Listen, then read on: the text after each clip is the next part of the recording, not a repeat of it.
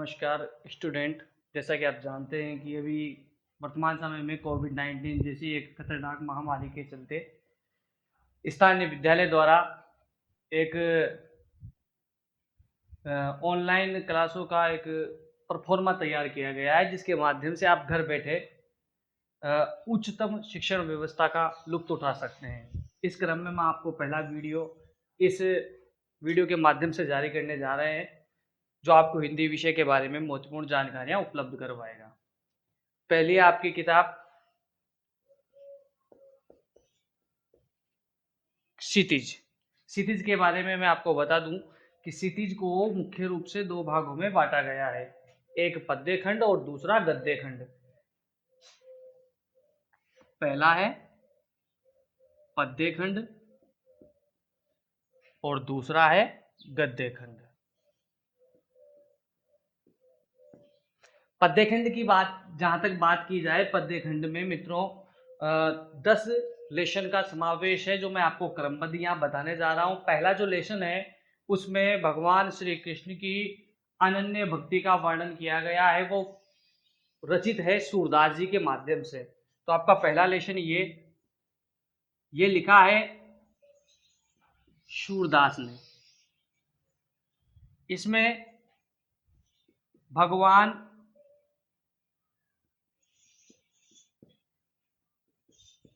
श्री कृष्ण का वर्णन है।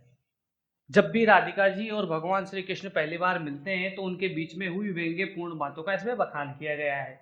दूसरा जो आपके पाठ आएगा वो लिखा है गोस्वामी तुलसीदास जी ने।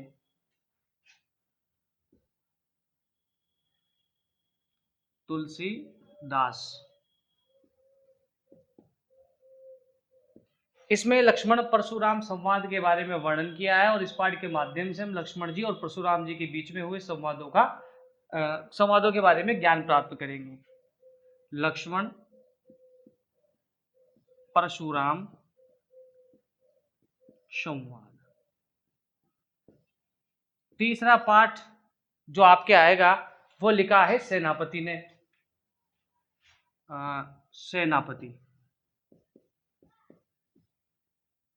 इसमें कवि सेनापति ने ऋतुओं का वर्णन किया है और ऋतुओं का वर्णन में इन्होंने अपने शब्दों को ऐसा अनूठा किया है कि ऐसी लगता है कि जब भी ऋतुओं का वर्णन करते हैं ऐसा लगता है कि जैसे कोई सेना किसी दूसरी सेना पर आक्रमण कर रही हो, इसलिए इनका नाम सेनापति है।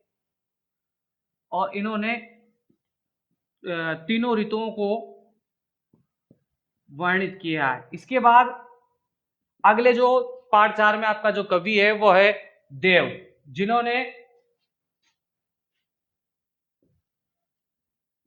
भगवान श्री कृष्ण की सुंदरता का वर्णन किया है। और इस पाठ के माध्यम से हम भगवान श्री कृष्ण की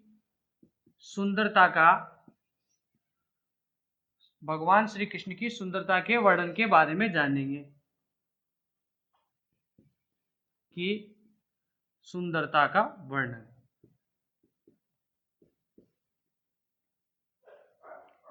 अगले आपके कवि है कृपाराम खेड़िया, जो राजस्थानी भाषा के कवि हैं, जिन्होंने राजस्थानी कहावतों को इस पाठ्य के माध्यम से, इस काव्य के माध्यम से हमें समझाने की कोशिश की है। वो कवि है कृपाराम खेड़िया। कृपाराम खेड़िया।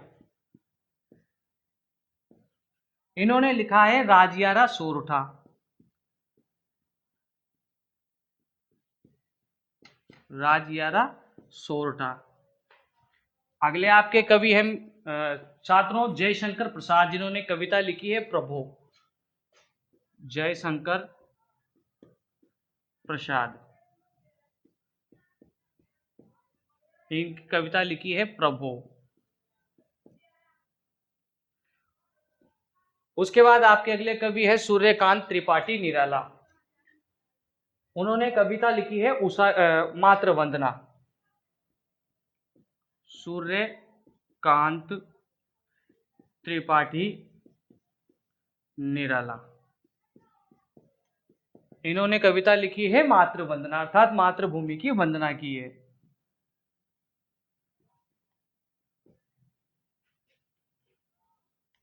अगले आपके कवि हैं नागार्जुन। जिन्होंने उषा की लाली अर्थात प्रातः समय जो भी सूर्योदय के समय जितनी भी सुंदरता देखने को मिलती है, उस सुंदरता का वर्णन हम इस पाठ के माध्यम से समझने की कोशिश करेंगे। वो कवि है नागार्जुन।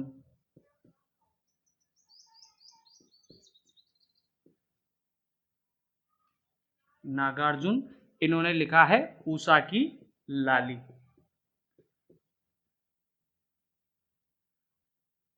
अगला आपका लेशन आएगा ऋतुराज, जो कि कवि ऋतुराज ने लिखा है, जिस कविता का शीर्षक है कन्यादान।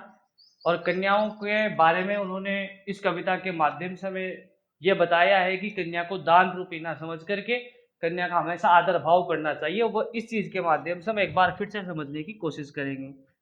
ऋतुराज जो समाज में व्याप्त बुराइयों के बारे में भी लिखते हैं, उन्होंने कन्यादान नामक शीर्षक लिखा है। और अगला और आपका जो अंतिम पाठ होगा वह सुभद्रा कुमारी चौहान द्वारा रचित झांसी की रानी वाला पाठ है, जिसके माध्यम से हम झांसी की रानी की शौर्य और वीरता की गाथाएं इस कविता के माध्यम से पढ़ेंगे। यह पाठ लिखा है मित्रों सुभद्रा कुमारी चौहान। पाठ का शीर्षक है झांसी की रानी। इस प्रकार से ये पूरे 10 आपके पाठ हैं। इन पाठों के कवियों के नाम और इन पाठों के शीर्षक आपके सामने हैं, जिनको आप अच्छी तरह से याद करके परीक्षा की दृष्टि से भी महत्वपूर्ण है और आपकी शिक्षा की दृष्टि से भी महत्वपूर्ण है। इन पाठों के आप नाम याद करके और कवियों के नाम याद करके एक महत्वपूर्ण जानकारी आप अपने जहन में अर्जित कर सकते हैं। इसके बाद अब हम चलते हैं, ये तो आपका पद्य था और अब पद्य के बाद चलेंगे गद्य की ओर। इसमें जैसा कि मैंने आपको पहले भी बताया था कि केवल 8 पाठ है, तो हम क्रमबद्ध जैसे इसका अध्ययन किया था अपने पद्य भाग वाले का, वैसे ही इसका गद्य वाले का करते हैं। सबसे पहला जो पाठ है उसका नाम मैं यहां लिखता हूं, एक अद्भुत अभूत अपूर्व, एक अद्भुत अपूर्व स्वप्न। यह लिखा है भारतेंदु हरिश्चंद्र ने। भारतेंदु हरिश्चंद्र। अगला जो आपका पाठ है वो ईदगाह है। आपने वैसे भी छोटी क्लासों में पढ़ा होगा वो हामिद वाला पाठ जो मुंशी प्रेमचंद द्वारा लिखा गया है, ईदगाह।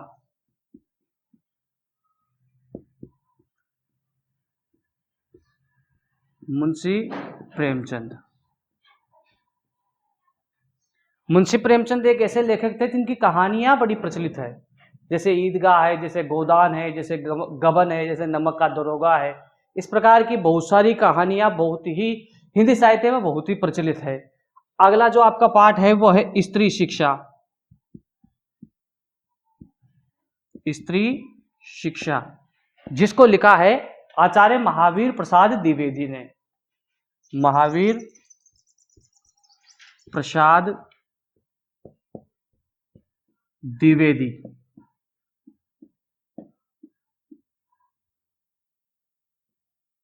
अगला जो आपका पाठ आएगा वो है अमर शहीद, जो लिखा है लक्ष्मी नारायण रंगा ने।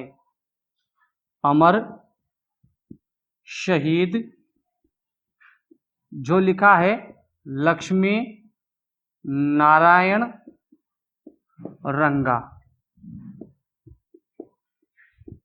इसमें सागरमल गोपा जो आपके जैसलमेर जिले का है उसके बारे में दिखाया गया है, किस प्रकार से उसने अंग्रेजों के खिलाफ, आतताइयों के खिलाफ जेल में रहकर अनेक यातनाएं सहकर अपने देश को आजादी दिलाने के लिए अपने प्राणों तक का त्याग कर दिया।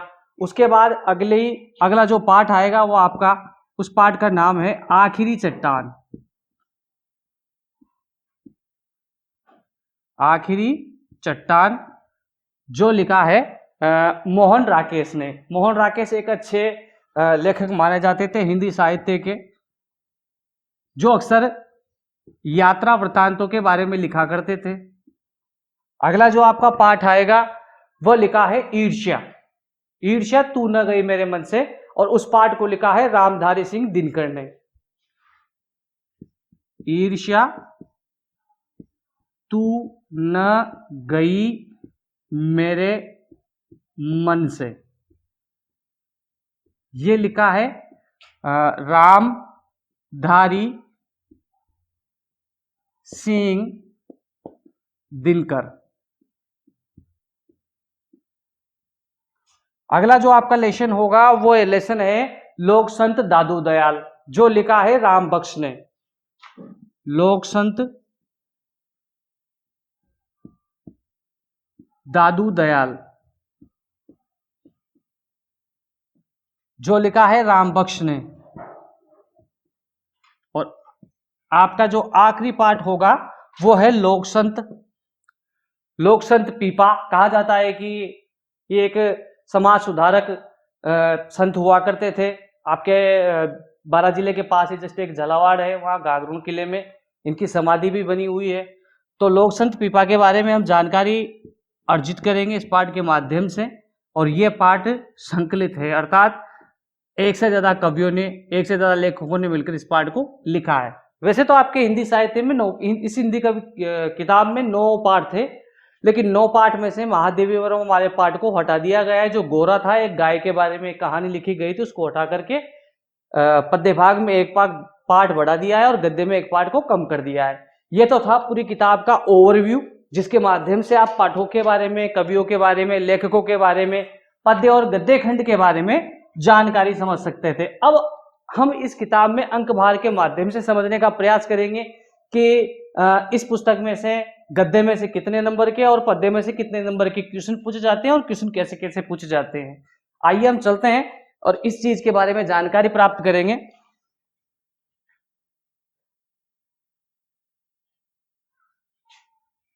सबसे पहले मैं तुम्हें बता दूं कि गद्य और पद्य दोनों में सेम चीजें सेम प्रकार से पूछी जाएगी। जैसे मैं आपको बताऊं कि पद्य में और गद्य में से एक एक व्याख्याएं पूछी जाती है, जिनका अंक भार 6 नंबर का होता है। जैसे कि इधर देखिए, ये इसमें से आपको पहले वाली चीज व्याख्या पूछी जाएगी। एक व्याख्या इधर से पूछी जानी है और एक व्याख्या इधर से पूछी जानी है। पहले इधर का पढ़ लेते। एक व्याख्या पूछी जानी है, यह होगी 6 नंबर की, अर्थात 6 अंक की एक व्याख्या पूछी जाएगी, जिसमें आपको प्रसंग, व्याख्या और विशेष लिखना है। इसके अलावा फिर आगे चलते हैं, निबंधात्मक प्रश्न,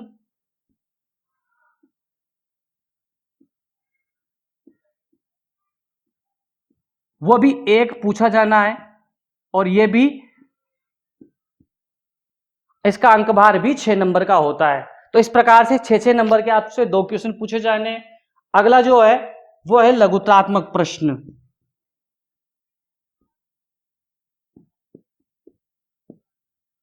लघुत्रात्मक प्रश्न ये पूछे जाने हैं 3 और इनका अंक भार होता है 2-2 नंबर का, अर्थात 3 इंटू 2 इंटू 3 बराबर 6 अंक। तो इस प्रकार से इनका अंक भार रहेगा और लास्ट में आपसे 2 अति लघुत्रात्मक क्वेश्चन पूछे जाने हैं, जो 1-1 नंबर के रहेंगे और जिनके आपको उत्तर भी 1 या 2 लाइनों में ही देने हैं। अति लघुतरात्मक प्रश्न ये 2 रहेंगे और आपसे 1-1 नंबर के पूछे जाएंगे, अर्थात 2 नंबर के। तो इस प्रकार से आपका इस क्षितिज पुस्तक में जो आपका है पद्य खंड, वो इस प्रकार से प्रश्न पूछे जाने हैं और सेम यही कंडीशन इस साइड भी रहेगी। मैं आपको यहां भी लिख के बता दूं, व्याख्या 6 अंक एक पूछी जानी है। निबंधात्मक प्रश्न 1 6 नंबर का पूछा जाना है। सेम वही तीसरे नंबर पर भी वही कंडीशन रहेगी और चौथे नंबर पर भी वही कंडीशन रहेगी। इसके अलावा सड़क सुरक्षा जो आपकी किताब के अंत में दिया गया है, उसमें से 4 नंबर के कोई भी 2 प्रश्न या 1 प्रश्न पूछा जाएगा, जो जिसका अंक भार 4 नंबर का होगा। सड़क सुरक्षा, इसमें 4 अंक का कोई भी प्रश्न पूछा जाना है और कुल अंक भार जो आपकी पुस्तक का है वो 48 अंक हो जाते हैं टोटल मिला के, अर्थात तकरीबन 22 नंबर इस साइड से और 22 नंबर गद्दे के और 4 नंबर सुरक्षा के। तो टोटल कुल भार जो कुल अंकों का होता है वो आपके पुस्तक में से 48 नंबर के क्वेश्चन आते हैं। आज के लिए इतना ही, धन्यवाद।